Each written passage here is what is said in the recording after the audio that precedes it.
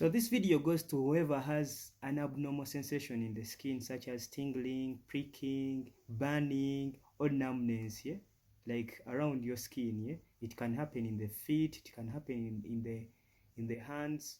So in my local language, people call it okusanyalala. Omuntu ina okusanyalala mu bigere, okusanyalala mu mikono nga kulimu olwo olufumiitirizo. That condition is called paresthesia, yeah? So paresthesia basically refers to an abnormal sensation on the skin such as tingling, pricking, burning, or numbness, yeah?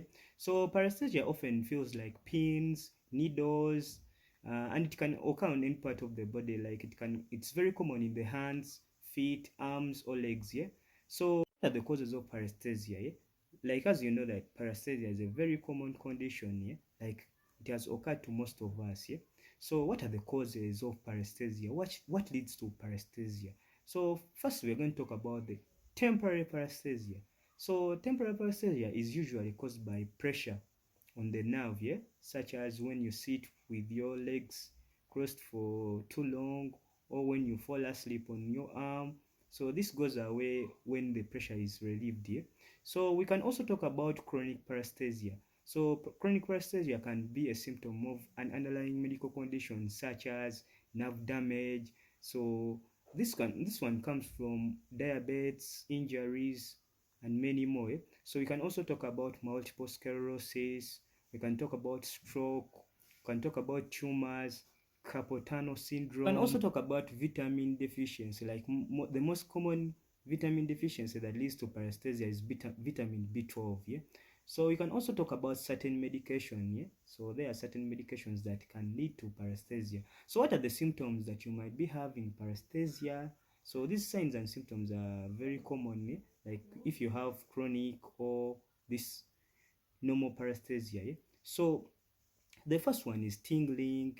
You can also talk about numbness, burning, pricking, and crawling around your skin, yeah? Crawling sensation around your skin, yeah? So it can happen on your feet, your legs, and your fingers. So if the paresthesia is persistent, yeah, and is accompanied by some symptoms like weakness, pain, or difficulty in speaking, moving, so you should consult a healthcare worker, or a healthcare provider, so that they can evaluate you, so you can go for diagnosis, so that they find out what causes the paresthesia.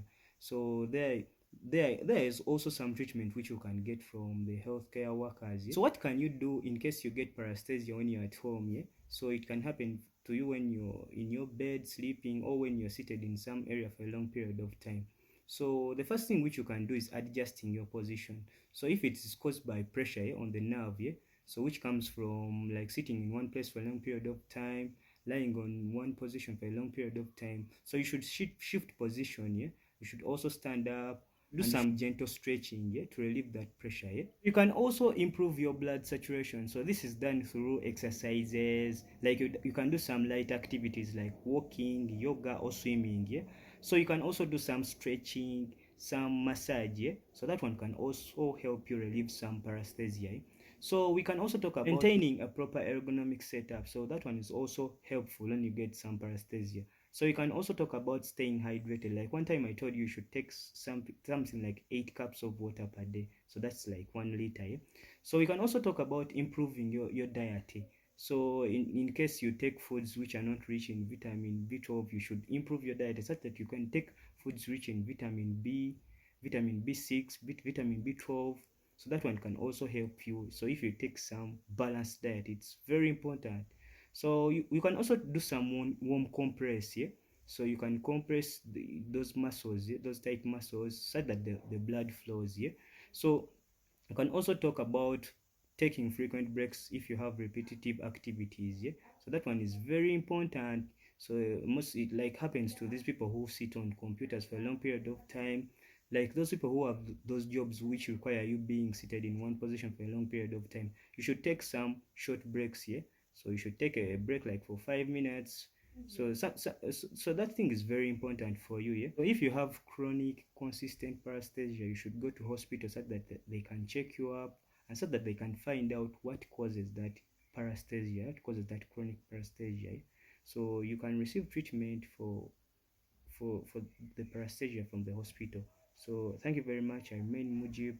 Yeah, you should not take your life for granted. Yeah, thank you very much. Please follow my work.